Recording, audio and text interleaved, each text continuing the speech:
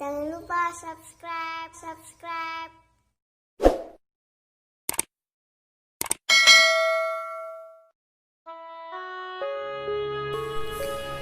Cakraningrat I dan Syarifah Ambami.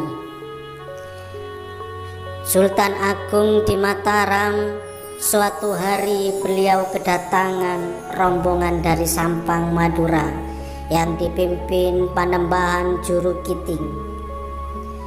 Maksud dan tujuan kedatangannya untuk menghadapkan seseorang yang bernama Raden Praseno, yaitu salah satu putra Raja Arosbaya yang bernama Raden Koro atau Pangeran Tengah.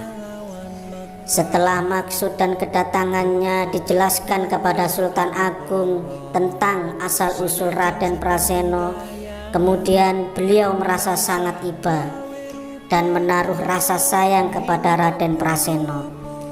Salah satu alasannya ia telah ditinggalkan ayahnya saat masih kecil. Karena itulah kemudian Raden Praseno mendapat kepercayaan dari Sultan Agung dan diangkat untuk menjadi raja dan diberi kekuasaan di Arosbaya.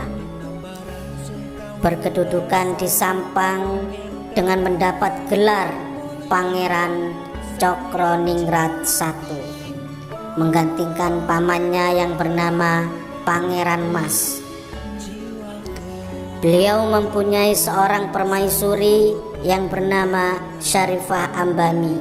Walaupun Pangeran Cakraningrat I ini memerintah di Madura, tetapi banyak menghabiskan waktunya di Mataram, membantu Sultan Agung. Sedang pemerintahan di Madura selama berada di Mataram tetap berjalan lancar. Melihat keadaan yang demikian, istrinya Syarifah Ambami merasa sangat sedih. Siang malam menangis meratapi dirinya, kemudian bertekad untuk menjalankan pertapaan. Lalu bertapa di sebuah bukit yang ada pada daerah Buduran Arosbaya. Dalam tapanya itu, Syarifah Ambami senantiasa memohon dan berdoa kepada Yang Maha Kuasa. Semoga keturunannya kelak sampai 7 turunan ditakdirkan menjadi penguasa pemerintahan di Madura. Dikisahkan pula dalam pertapaannya itu bertemu dengan Nabi Khidir alaihissalam. Dari pertemuannya memperoleh kabar bahwa permohonannya insya Allah dikabulkan. Betapa senang hatinya, lalu bergegas pulang kembali ke Sampang, Madegen. Selang beberapa lama, Pangeran Cakraningrat I datang dari Mataram. Diceritakanlah semua pengalaman semenjak suaminya berada di Mataram, bahwa telah menjalankan pertapaan, serta diceritakan pula hasil pertapaannya kepada Pangeran Cakraningrat I. Setelah selesai mendengarkan cerita istrinya, Pangeran Cakraningrat I bukanlah merasa senang, tetapi merasa sedih dan kecewa terhadap istrinya. Pangeran Cakraningrat bergumam, kenapa hanya berdoa dan memohon sampai 7 turunan saja? Melihat kekecewaan yang terjadi pada diri Pangeran Cakraningrat I, Syarifah Ambami merasa berdosa dan bersalah terhadap suaminya. Setelah Pangeran Cakraningrat I kembali ke Mataram, Syarifah kembali pergi bertapa lagi ke tempat pertapaan yang dulu. Lalu memohon agar semua kesalahan dan dosa terhadap suaminya diampuni. Dengan perasaan sedih, terus menjalani pertapaan, selalu menangis dan terus menangis, sehingga air matanya mengalir membanjiri sekeliling tempat pertapaannya, sampai wafat dan dikebumikan di tempat pertapaannya, yang sampai sekarang dikenal dengan nama Makam Air Mata, terletak di Desa Buduran, Kecamatan Arosbaya, Kabupaten Bangkalan. Makam air mata ramai dikunjungi para ziarah dari segala penjuru sampai sekarang.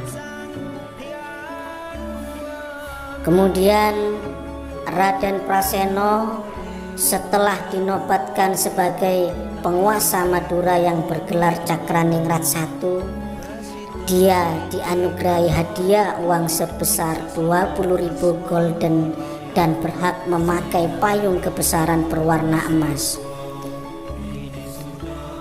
Dan Cakraningrat I diwajibkan hadir di Mataram setiap hari, karena selain menjadi penguasa Madura, dia juga punya tugas-tugas penting di Mataram.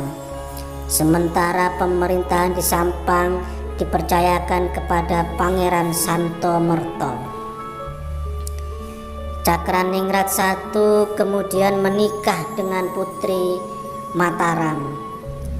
Namun hingga istrinya meninggal, dia tetap mendapatkan keturunan. Kemudian Cakraningrat I ini menikah dengan Ratu Ibu yang masih keturunan Sunan Giri.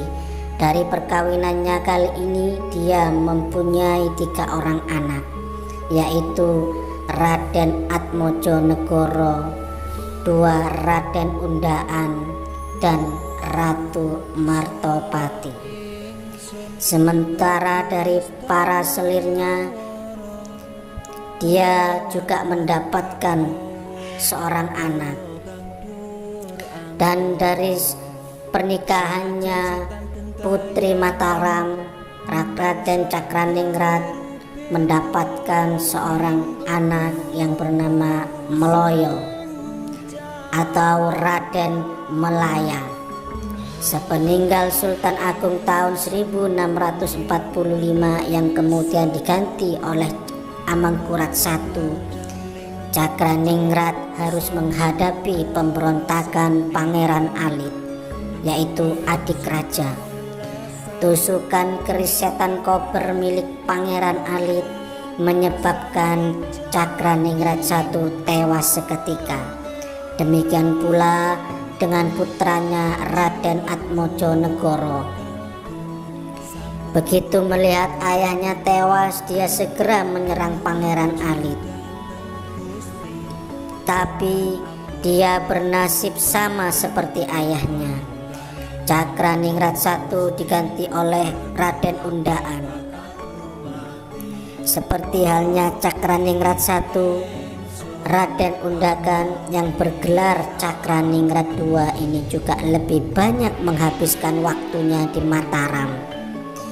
Di masa pemerintahannya terjadi pemberontakan putra Demang Meloyo yang bernama Trunojoyo terhadap Mataram. Kemudian setelah Raden Cakraningrat I ini gugur, jenazah beliau dimakamkan di kompleks utama tak jauh dari makam Sultan Agung. Karena meninggal di Mataram, beliau dikenal dengan gelar Pangeran Sedo ing Imogiri atau pangeran yang wafat di Imogiri. Sekian dari kami penggal kisah dari Raden Cakraningrat dan Syarifah Ambami.